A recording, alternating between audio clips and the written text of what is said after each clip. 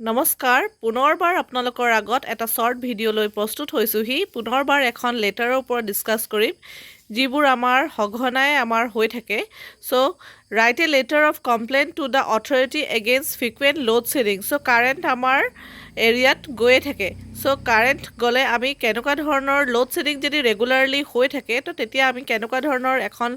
letter লিখিব লাগিব আৰু SDOক আমি জমা দিব লাগিব সেই লেটাৰখনৰ ওপৰতে মই আজি ভিডিঅ'টো বনাইছোঁ আশা ৰাখিছোঁ আপোনালোকৰ ভিডিঅ'টো ভাল লাগিব চ'